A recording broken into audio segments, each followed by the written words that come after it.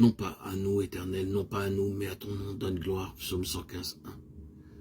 Dieu honora la foi des jeunes hommes, et le secret fut révélé à Daniel dans une vision nocturne. Daniel 2, 19. Daniel était presque maintenant prêt à aller devant le roi.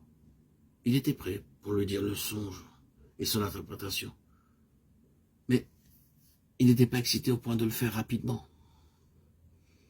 Il était rempli de louanges et d'actions de grâce envers Dieu, selon ce que nous pouvons voir par sa prière dans les versets 20 à 23. Nous faillissons souvent dans ce domaine. Nous manquons souvent de remercier suffisamment Dieu lorsqu'il nous révèle quelque chose.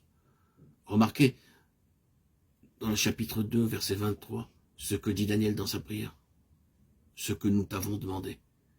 Il reconnut ainsi que par la conjugaison de leur prière, Dieu lui révéla le songe et sa signification. Il refusait de s'attribuer un quelconque honneur.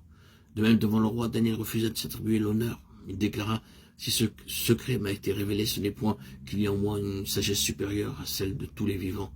Daniel 2,30. Il y a dans les cieux un Dieu qui révèle les secrets. Verset 28. Si vous désirez être un vainqueur, vous ne devez jamais priver Dieu de sa gloire.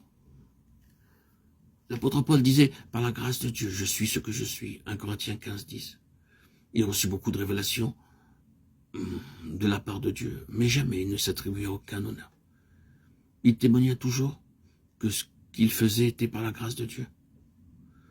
Vous devriez toujours vous cacher vous-même et dire, ce n'est pas moi, mais Dieu. Dieu désire un peuple qui recherche les choses inébranlables. Si nous désirons être dans son royaume, nous devons vivre de telle sorte que tout ce que nous faisons ou disons porte du fruit éternel, afin que, vivant ainsi, nous soyons acceptés dans ce royaume. C'est le test de Dieu pour nous. Si nous désirons vaincre, Dieu est au milieu d'elle, elle n'est point ébranlée. Dieu la secourt dès l'aube du matin. Psaume 46, 6. Dans son songe, dans le livre de Daniel, le roi vit une étrange statue.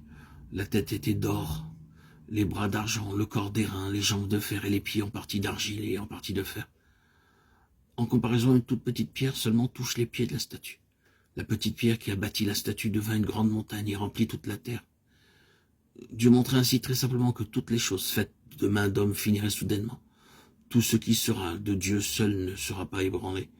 L'œuvre de Dieu peut commencer d'une manière simple, mais elle demeurera pour toujours. Dieu n'utilise pas des anges pour prêcher l'évangile. S'il l'avait voulu, il l'aurait fait. Il utilise d'humbles hommes et femmes, des vases faibles et petits, pour annoncer l'évangile. Ainsi, il brise les forteresses de Satan et établit son royaume.